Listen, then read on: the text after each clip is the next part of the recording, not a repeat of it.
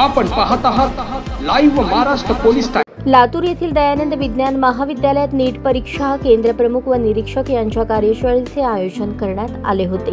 या नीट परीक्षेसाठी लातूर जिल्ह्यात 20,801 विद्यार्थी आणि देशभरातून 23 लाख विद्यार्थी परीक्षा देणार आहेत। ही परीक्षा सुरळीत पार पाडण्यासाठी जिल्हा स्तरावरील नीट परीक्षा केंद्र प्रमुख व निरीक्षक यांच्या विज्ञान महाविद्यालयात विशेष कार्यशाळेचे आयोजन करण्यात आले होते। यावेळी जिल्हाधिकारी वर्षा ठाकूर घुगे यांनी नीट परीक्षा सुरळीत पार पाडण्यासाठी प्रत्येक परीक्षा केंद्र प्रमुखांनी घ्यावयाच्या खबरदारीबाबत सखोल मार्गदर्शन केले।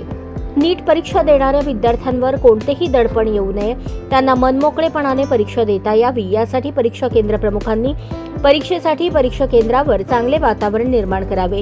नीट परीक्षा केंद्र प्रमुखांनी मेंटर म्हणून कार्य करावे असेही त्या म्हणाल्या। या प्रसंगी निवासी उपजिल्हाधिकारी केशव नेटके, उपविभागीय अधिकारी रोहिणी नरहे, विरोळे, शिक्षणाधिकारी नागेश मापारी, शहर समन्वयक गिरीधर रेड्डी, विकास लबडे, विक्रम माने यांनी मार्गदर्शन केले।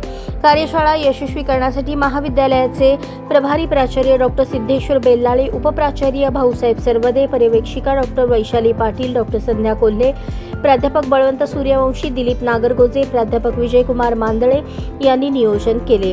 यावेळी लातूर जिल्ह्यातील 51 नीट परीक्षा केंद्रांचे केंद्रप्रमुख, सहकेंद्रप्रमुख आणि निरीक्षक यांची प्रामुख्याने उपस्थिती होती।